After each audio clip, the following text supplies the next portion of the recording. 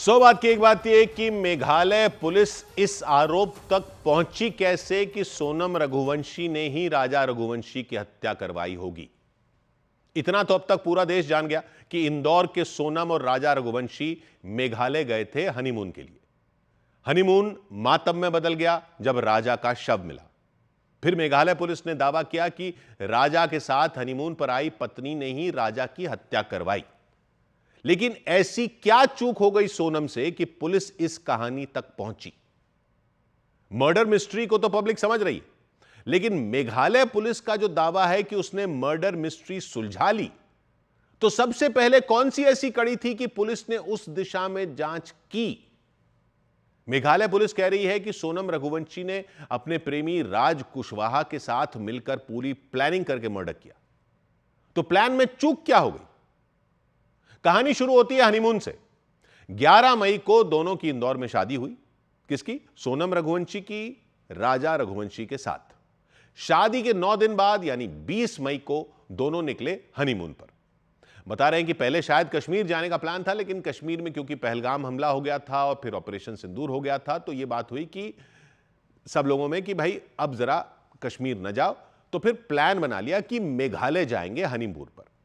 खैर, कहानी को फास्ट फॉरवर्ड करते हैं तो वो मेघालय चले गए 20 तारीख को और 22 तारीख को वहां एक किराए की स्कूटी से पहुंचे मौलखियात गांव। वहां क्यों गए? वहां इसलिए गए क्योंकि उनको देखने जाना था वहां का एक लिविंग रूट ब्रिज। मेघालय में लिविंग रूट ब्रिज होते हैं। ये पुल होते हैं जो बनाए जाते हैं रबड़ के पेड़ की जड़ों को बांधकर। रूट मतलब पेड़ की जड़ें, इसलिए इन पुलों को कहते हैं लिविंग रूट ब्रिज। तो जो कोई भी मेघालय जाता है इन लिविंग रूट पुलों को जरूर देखने जाता है। जहां ये दोनों पति पत्नी गए थे वहां एक double decker living root bridge है, यानी डबल, एक के ऊपर एक, इसलिए काफी मशहूर है। जहां इन्होंने किराए की स्कूटी खड़ी की वो जगह है मौलखियात गांव। वहां से 3000 सीढ़ियां नीचे उतरनी पड़ती हैं। उतरने के बाद आता है नोंगरियाट गांव। स्कूटी खड़ी करने के वक्त का सीसीटीवी वीडियो था तो वो पुलिस को मिल गया, तो वहां तक पहुंच गई पुलिस। उसके बाद 3000 कदमों की सीढ़ियां उतरे पुल को देखने के लिए ये पुलिस ने अंदाजा लगाया और वहीं पर पुल के पास नोंगरियाट गांव में एक होम स्टे है। तो पुलिस को लगा कि रात हुई होगी तो कहां गए होंगे, तो पता चला कि वहां होम स्टे में रात रुके थे और फिर अगली सुबह वहां से निकल गए थे। अब जरा ध्यान दीजिएगा, 22 तारीख को लिविंग रूट पुल देखने आए, रात को रुके, अगली सुबह 23 मई को सुबह 6 बजे होम स्टे से चेकआउट किया और किराए की स्कूटी से फिर घूमने फिरने निकल गए। उसके बाद कहां गए, किसी से कोई कांटेक्ट नहीं था। उसके अगले दिन यानी 24 तारीख को स्कूटी मिली लावारिस। शिलोंग से सोहरा नाम की जगह जाने वाली रोड पर एक कैफे है जहां स्कूटी लावारिस मिली। लावारिस स्कूटी की खबर मिली तो मेघालय पुलिस एक्शन में आई और दोनों की तलाश शुरू की गई। लेकिन जबरदस्त बारिश हो गई और मेघालय की बारिश जिसने नहीं देखी वो यही समझ ले कि राज्य का नाम मेघालय क्यों रखा गया है। मेघ का आलय है वो, बारिश रुकती नहीं है। तो बहुत तेज बारिश हो गई तो सर्च ऑपरेशन में बाधा आ गई। खैर, बारिश में फास्ट फॉरवर्ड करते हैं, सीधा 24 मई से 2 जून पर चलते हैं। 2 जून को वहां के एक झरने के पास खाई में एक शव मिला, सड़ी गली हालत में। चेहरा वगैरह सब ऐसा हो चुका था कि कोई पहचान ही ना पाए कि कौन है। तो पुलिस ने कैसे पहचाना कि ये वही राजा रघुवंशी हैं जिनकी वो तलाश कर रही है? जब से 24 मई को लावारिस पड़ी स्कूटी मिली है, वो ऐसे पता चला क्योंकि राजा के हाथ पर उसका नाम गुदा हुआ था। टैटू बना हुआ था हाथ पर राजा के नाम का। यानी ये तो पता चल गया कि राजा की मौत हो गई। पोस्टमार्टम करवाया गया। पोस्टमार्टम रिपोर्ट में यह बात सामने आई कि किसी धारदार हथियार से राजा के सिर पर 2 बार वार किया गया था और यह कहा जा सकता था कि मौत उसी वजह से हुई थी। यानी पुलिस ने मान लिया कि मर्डर हुआ है। तो अब जांच मुड़ गई मर्डर के एंगल के हिसाब से। अब तक पति पत्नी के लापता होने की तलाश हो रही थी, लेकिन एक का शव मिल चुका था। 2 बार सिर पर वार करके मर्डर हुआ था, तो किसने किया? और पत्नी सोनम का क्या हुआ? यह शव मिला 2 जून को। उसके 2 दिन बाद यानी 4 जून को पुलिस को लोकेशन से कुछ और चीजें मिली। एक महिला की टी शर्ट, दवाओं की पट्टी, एक मोबाइल फोन की स्क्रीन मिली टूटी हुई, एक स्मार्ट वॉच मिली और 4 जून को मर्डर का केस दर्ज कर लिया मेघालय पुलिस ने। अब पुलिस कह रही है कि सोनम का राज कुशवाहा नाम के लड़के से अफेयर चल रहा था शादी से पहले से, और सोनम ने राज के साथ मिलकर सोनम के पति राजा रघुवंशी को मर्डर करने का प्लान बनाया शादी के 1 हफ्ते बाद, यानी 18 तारीख को। 11 को शादी, 16 से 18 तारीख के बीच प्लान बना। राज कुशवाहा ने 3 भाड़े के हत्यारों को सुपारी दी, विशाल चौहान, आनंद कुमार और आकाश राजपूत।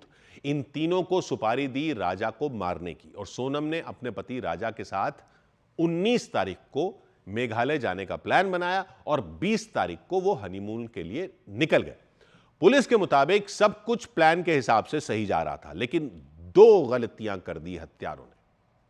पहली तो यह कि पोस्टमार्टम रिपोर्ट में आया कि धारदार हथियार से सिर पर 2 बार मारा गया था राजा रघुवंशी को।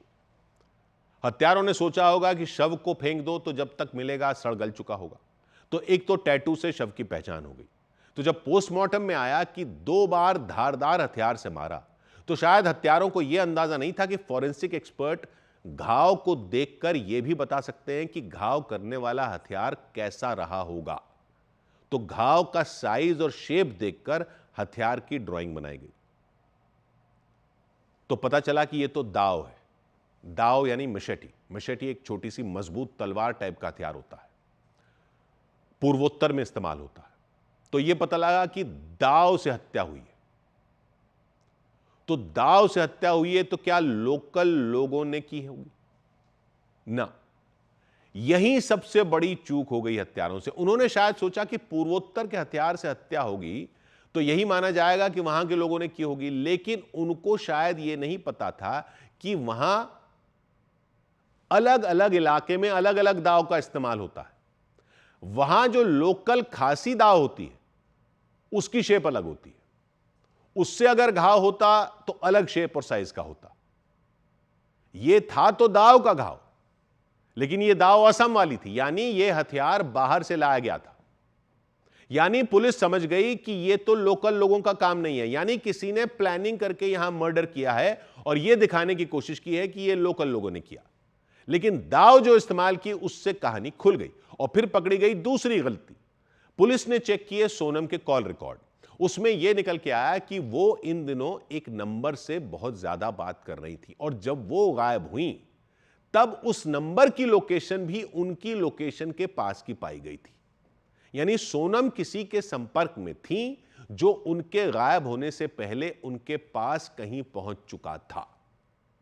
तो एक तो दाव जिससे हत्या हुई, वो हत्यारों ने गुवाहाटी से खरीदी शायद, और सोचा कि मेघालय का दाव और असम का दाव एक जैसा होगा, लेकिन पुलिस ने घाव से पकड़ लिया कि कौन सा दाव है। फिर वो नंबर जिससे सोनम बात कर रही थी उसकी लोकेशन भी लास्ट में उनके पास पाई गई। तो मेघालय पुलिस के मुताबिक फिर तो उनको कंफर्म ही हो गया था कि बाहर वालों ने प्लान करके यह किया है और सोनम इसमें शामिल लगती हैं। इन 2 बड़ी चूक से मेघालय पुलिस ने कड़ी से कड़ी जोड़ना शुरू किया और दावा किया कि पूरी कहानी उसके बाद खोलकर रख दी। है तो यह पुलिस की ही थ्योरी अभी तक, जब तक अदालत में साबित नहीं होती, लेकिन अगर सही निकलती है तो एक बार फिर साबित हो जाएगा कि कातिल कितना ही शातिर क्यों ना हो, जुर्म के निशान छोड़ ही देता है। 100 बात की एक बात।